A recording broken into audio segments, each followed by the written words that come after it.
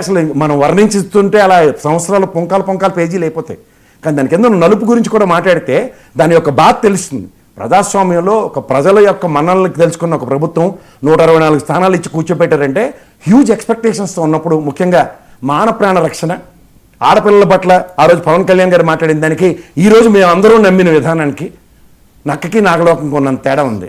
మీరు ఏదో దీవించమంటే ఏదేదో సామెతలు చెప్తున్నారు, ఇవి యాప్ట్గా లేవండి. తెలుగు పదజాలలో ఉన్న పదాలన్నీ నేను వాడగలిగితే, మీరు వాడగలిగితే ఏదో డిబేట్లో టైం వేస్ట్ అవుతుంది తప్ప it is not at all an apt. ఇవాళ ఒక మనిషికి జరిగిన ఆక్రందన మీద, ప్రభుత్వ ప్రతిస్పందన మీద ఇవాళ ఒక చర్చా వేదికల్లో ఒక జరుగుతున్నప్పుడు ఈరోజు ప్రతిస్పందించింది, గతాన్ని కూడా పునర్నమనం చేసుకుంటూ ఇక మీద జరిగే వాటికి ఈ విధంగా ఫుడ్ డౌన్ చేస్తున్న ప్రభుత్వం అన్నది చెప్పగలిగితే ఒక హెచ్చరిక కింద ఉంటుంది.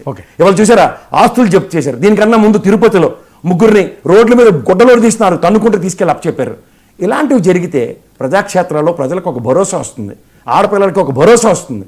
ఇవి జరగనప్పుడు దానికి మళ్ళీ కుల మత ఫ్రేములు కనుక ఫిక్స్ చేసుకుంటూ కూర్చుంటే it is not at all an apt for the respective situations. ఇదే ప్రభుత్వ చేతమని తిరుపతి దగ్గర ఇదే ప్రభుత్వానికి మన్ననలు వచ్చాయి.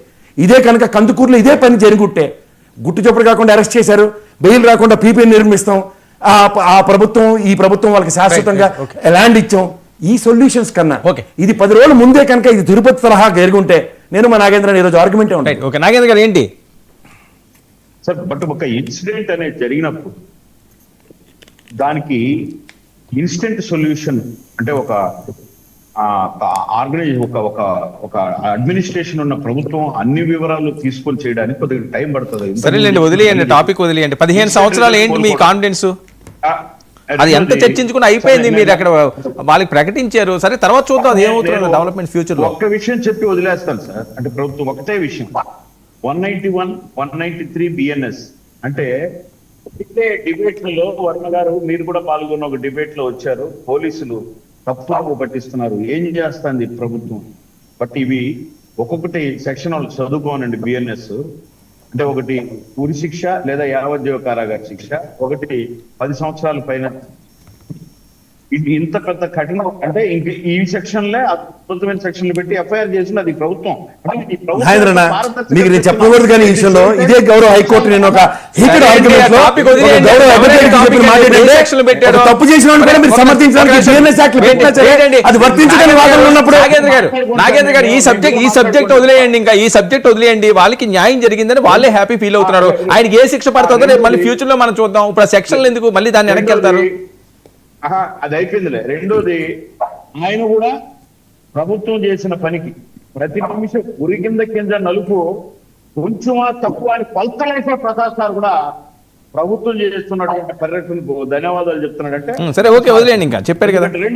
రెండో విషయం, గూగుల్లో విష్ణు కుమార్ రాజు ఇట్టన్నాడు, మాధవ్ ఇట్టన్నాడు. ఆయన చెప్తున్నాడు మీ పార్టీలో ఒక నిర్ణయం తీసుకుంటేనే మీ ఎంపీలు ఎమ్మెల్యేలే పెదవి విరిసి ఇట్లుండాలా అట్లుండాలా అని చెప్తున్నారు. అది వాళ్ళ వర్షం చేస్తున్నారు. ఇది వర్షం కాదండి,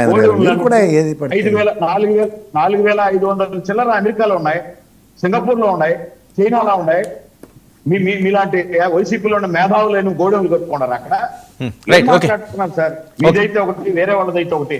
రెండోది, ఆయన అంటాడు ఆడపిల్లలకు అన్యాయం జరిగితే జగన్మోహన్ రెడ్డి అసలు ఊరుకోలేడంట. మా చిన్నప్పుడు అంటే అసలు ఆవేశం తప్పుకోలేకపోయాడు. నేనేం అడుగుతున్నానంటే, సునీతమ్మ ఆడపిల్ల కదా అండి, షర్మిలమ్మ ఆడపిల్ల కదా అండి, ఆడవాళ్ళు కదా అండి, తల్లి చెల్లికే నేను అడిగినా మీరు ఎందుకు సార్ కట్ చేస్తారు? నేనేం కట్ చేయలేదండి, మాట్లాడండి.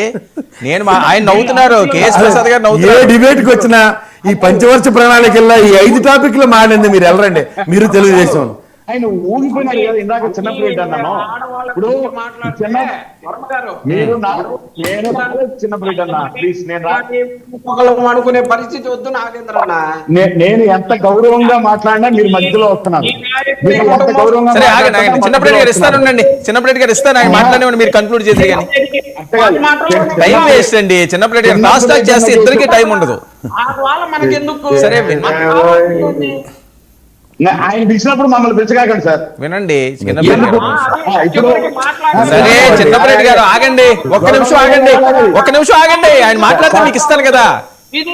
చెప్పేది చిన్నప్పటి గారు ఒక్క నిమిషం చిన్నప్పుడు ఏంటన్న వాటం ఎట్లుంటుందంటే డిబేట్ లో చిన్నప్పుడు రెండో ఎక్కువ నేర్చుకుని రమ్మంటారు 2 2 14 2 మర్చిపోతే మళ్ళీ మొదటి చెప్తాడు ఈ టైప్ వినండి అవతల చెప్పింది విని రాసుకొని చెప్పు ఎవడుతున్నాడు ఏం మళ్ళా నేనేమన్నా అంటే మీరు ఇంత అడిగినప్పుడు 5 సంవత్సరాలు వీధులు పడి సొంత ఇంట్లో ఉన్న వాళ్ళు తిరిగినప్పుడు వాళ్ళు ఆడబిడ్డలు కాదా అని మీరు ఆడబిడ్డలుగా చూడలేదా అని అడిగినా దానికి మళ్ళీ చెప్పండి మీరు మాట్లాడేస్తే రెండోది మిషన్లు అంట మేము ఆన్సర్ ఏంటండి 151 వస్తేనేమో నిజాయితీగా ప్రజలు చిచ్చుకొని వేసినారు 124 వస్తే మిషన్లు మీరు తయారు చేస్తున్నారా మీ దగ్గర 150 ఉన్నప్పుడే పనిచేసా సర్వీసింగ్ చేపించి పెట్టుకోండి ఆ మిషన్లు ఓవరాలింగ్ చేసి సర్వీసింగ్ చేసి పెట్టండి చిన్నపరెడ్డి గారు ఎందుకు సార్ అవన్నీ మాట్లాడేది నేను అడిగేది ఏంటంటే మీరు మాట్లాడేటప్పటికి ఒక కన్స్ట్రక్టివిటీ ఒక Okay. నిబద్ధత కరెక్ట్గా ఉండాలి సార్ మీరు